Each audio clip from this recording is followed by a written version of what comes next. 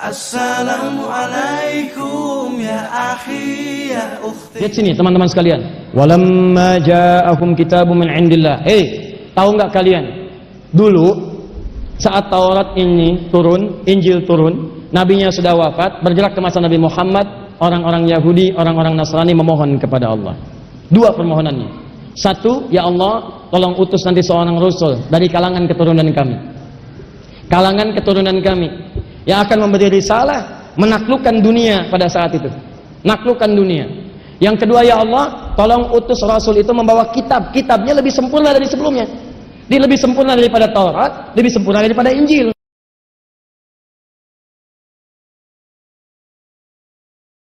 Kalau seperti itu, berarti kita yakin semua isi Al-Quran benar adanya, tidak ada dusta di dalamnya, dan semua yang disebutkan pasti bersumber dari sumber yang sangat terpercaya. Jika Anda sudah tidak percaya Tuhan, kepada siapa lagi Anda mesti percaya? Nah, sekarang mari kita lihat apa yang diterangkan oleh Allah dalam Al-Quran tentang kitab-kitab di masa lalu. Yuk.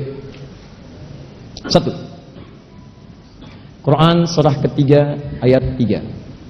Yang tadi pengantar ya, makanya saya sebut mukadimah. Ya, sekarang baru kita mulai isinya. Sabar ya, insyaallah. Sekarang masuk ke isi. Nah, ini intinya yang ini. Ya, intinya pengendalian diri. Sudah. 2, Quran surah kedua ayat ke-4. Sudah? Kemudian setelah itu dijelaskan kronologisnya. Quran surah kedua ayat 89. Bahkan nanti kita bisa turunkan lagi misalnya 4 Quran surah kedua, kita ambil ayat 79 sampai 80 misalnya. Setelah itu di cross check apa diantara persoalan-persoalan yang dimaksudkan di sini. Ya, mari kita lihat turunan-turunannya. Kita ambil misalnya tentang konsep ketuhanan dulu, konsep ketuhanan. Langsung turun Quran surah ke-112.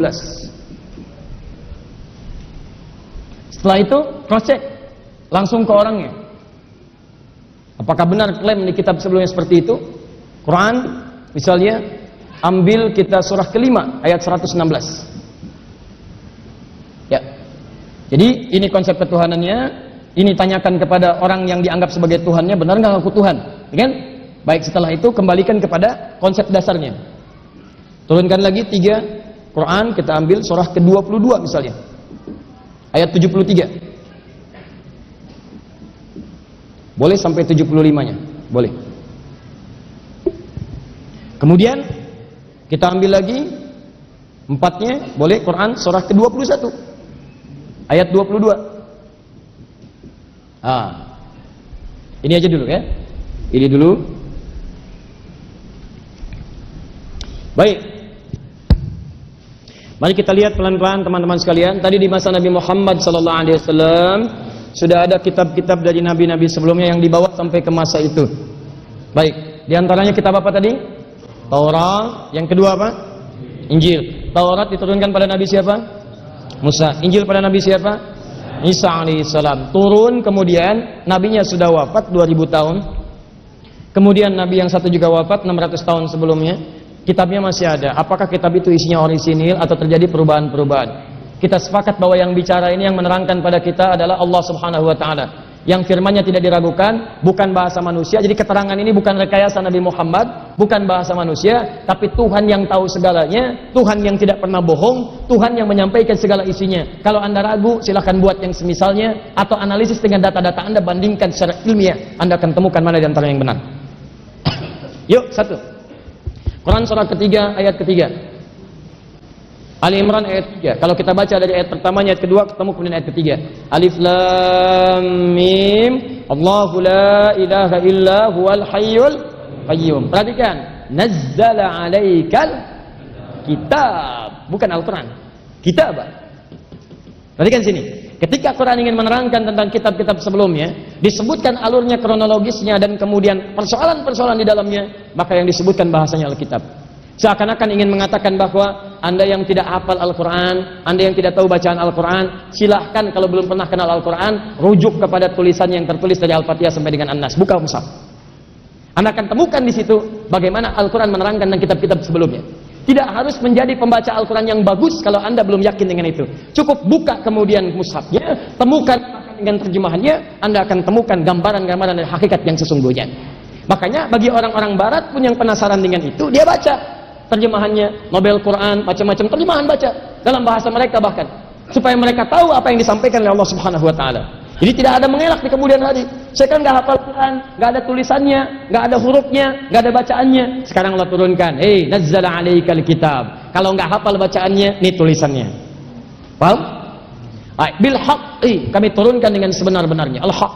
Tadi, awas ya, ada as-sidqu, ada al-haq. Tadi saya sepakati di awal. Allah langsung menegaskan di ayat ini sebelum menerangkan tentang Taurat dengan Injil. Lihat kalimatnya.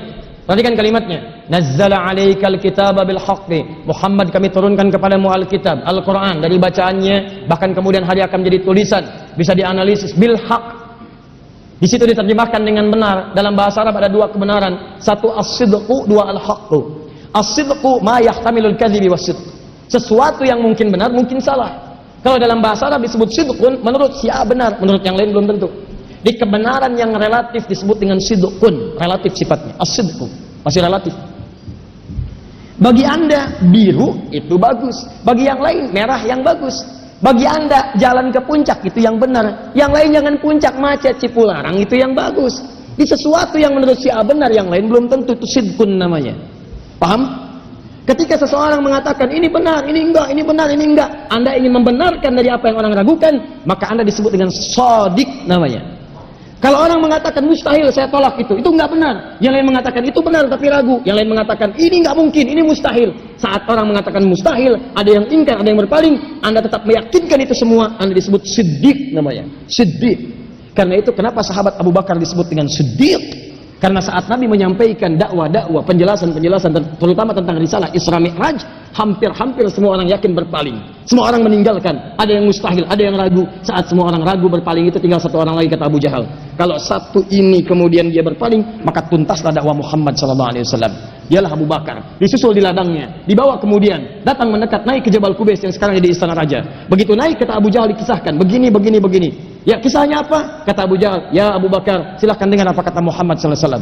Begitu disampaikan, saya tadi malam dinaikkan, kemudian setelah itu saya diberangkatkan dari sini sampai dengan kemudian di Masjidil Aqsa, balik lagi ke sini cuma semalam.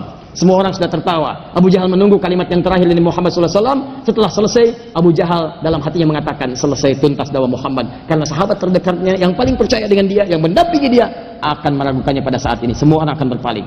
Apa kata Abu Bakar pada saat itu? Walaupun Muhammad SAW mengatakan sekarang ini ada musuh menyerang di belakang, di balik bukit ini akan datang menyerang kita, dan itu tidak terbukti ternyata, saya akan tetap percaya dengan Muhammad SAW. Saat itulah berubah naik namanya menjadi siddiq, yang sangat membenarkan di saat orang lain masih ada yang ragu, bahkan menganggap mustahil itu semua. Tapi kalau Anda mengatakan mutlak semuanya nih, mutlak, semua mengatakan benar. Matahari terbit dari timur, benar, benar. Ada yang menolak, ada, mana itu? Oh, dia sedang sakit Pak, pantas di rumah sakit jiwa. Ya. Terbenam di mana? Barat, barat. Semua sepakat. Maka itu disebut hak namanya, al-haq. Al-haq. Turun Quran surah kedua ayat 147 itu. Al-haqqu min rabbika fala takunanna minal mumtarin. Jadi kebenaran yang tidak bisa ditolak adalah al-haq. Dari mana al-haq ini sumbernya? Rabb. Siapa Rabb itu? Allah. Karena itu ketika Allah mengatakan, lihat, ditanya Muhammad, siapa Tuhanmu? Rabb. Qul a'udzu birabbin nas. Siapa Tuhanmu? Rabb. Qul a'udzu birabbil falaq. Siapa Rabb itu? Turun Quran surah kedua 112. Quran 112. Qul, katakan, huwa, yang disebut Rabb itu Allah. Qul huwa Allahu ahad. Allah. Jadi siapa Rabb itu? Allah. Lihat, nazzala 'alaikal kitaba bil haqq. Turun Al-Quran itu dengan benar, gak bisa ditolak, mutlak isinya benar. Dari mana sumbernya? Al-haqqu min rabbik. Quran surah kedua ayat 147. Siapa Rabb itu? Qul huwa, dialah Allah. Allah. Jadi Al-Quran bersumber dari Allah, semua isinya mutlak benar. Mutlak, tidak bisa disoal. Jelas? Setelah itu Allah katakan, kalau kamu yakin Quran sudah benar, tadi saya jelaskan urutan-urutannya, maka musaddiqan lima baina yadayhi wa anzalat Taurata wal Injil. Quran itu akan menyampaikan informasi yang benar tentang kitab yang sebelumnya turun. Di antara kitab itu yang turun adalah Taurat dan Injil. Taurat plus Injil. Plus Injil. Bahasa Quran itu enak banget, indah sekali. Kata Allah, ini saya turunkan satu kitab bisa dianalisis isinya, maka Anda akan temukan mutlak kebenarannya. Dia bersumber dari Allah Subhanahu wa taala. Dan Allah infokan ya, di antara kebenaran informasi itu adalah sebelum Quran ini turun pernah diturunkan Taurat dan Injil. Ini pembuka. Jelas? Sekarang apa Anda bisa menolak? Jadi orang-orang yang tahu mengamalkan Taurat, mengamalkan Injil senang. Kenapa? Karena diterangkan oleh Quran bahwa kitab mereka itu pernah turun. Jelas ya? Di mereka mengatakan, kata Quran, oh iya Taurat ada nih, Injil ada nih, betul. Dan Quran itu objektif. Kalau memang benar, katakan benar. Kalau memang tidak ada, katakan tidak ada. Jangan yang tidak ada diada-adakan, yang benar kemudian dikamuflasekan. Akui pernah turun Taurat dan Injil, tapi Quran belum menjelaskan yang turun itu bagaimana kualitasnya sekarang. Setelah itu, perhatikan, untuk memberikan bahasa yang enak, nyaman, tanpa celaan, tanpa macam-macam, Quran mengatakan sebagai orang beriman kita mesti yakin dengan itu semua. Jangan ingkari, jangan tolak. Pernah turun Taurat dan Injil, turun Quran surah kedua ayat keempat. Indah. Tuh cara berdialognya seperti ini. Ya. Apa ayat keempat itu? Lihat kalimatnya. Walladzina yu'minuna bima unzila ilaika wa ma unzila min qablik. Min qablik wa bil akhirati hum yuqinun. Orang takwa itu, kalau Anda mengaku orang takwa, beriman kepada Allah, Anda akan yakin dengan Al-Quran dan yakin pula pada kitab-kitab yang diturunkan pada nabi-nabi sebelumnya. Mesti yakin. Di Injil pernah turun pada Nabi Isa, yakin. Injil turun pada Taurat turun pada Nabi Musa, yakin. Jadi kalau Anda yakin dengan Al-Quran tapi tidak yakin dengan kitab sebelumnya pernah turun, maka keimanan Anda tidak sempurna di situ. Ketakwaan Anda tidak sempurna. Maka Quran indah sekali mengatakan, kami katakan pada seluruh pemeluk Islam bahwa pernah turun Taurat dan Injil sebelumnya. Kami yakin itu, kami percaya itu. Bahkan kalau nggak percaya ada Taurat, ada Injil sebelum Al-Quran, maka keimanan kami dianggap lemah. Maka Masya Allah, ketika mendengar itu, orang yang percaya Taurat, percaya Injil jadi terbuka hatinya. Jadi kalau berdialog dengan orang itu, jangan langsung, ini begini, ini begitu, ini begitu. Walaupun salah, menjelaskan kesalahannya dengan cara yang benar, bukan dimarahi. Orang belum tahu itu diberitahu, bukan dimarahi. Kalau ada saf belum merapat, mungkin belum tahu. Yang belum tahu itu diberitahu, bukan digertak. Udah tua begini, udah bau tanah, masih begitu aja, lurusin.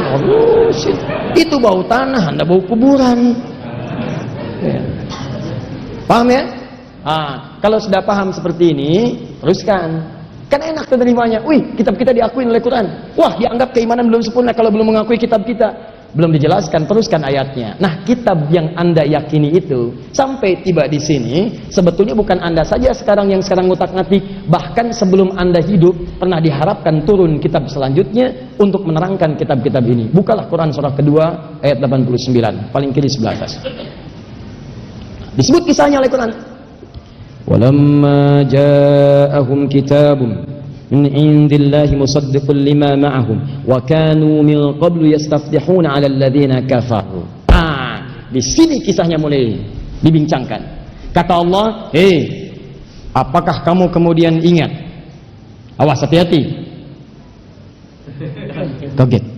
Gak apa-apa ya, gak apa-apa. Jangankan Anda, orang-orang mendengar ini pun kaget ketika disampaikan pada saat itu ya. Dia Anda terlambat.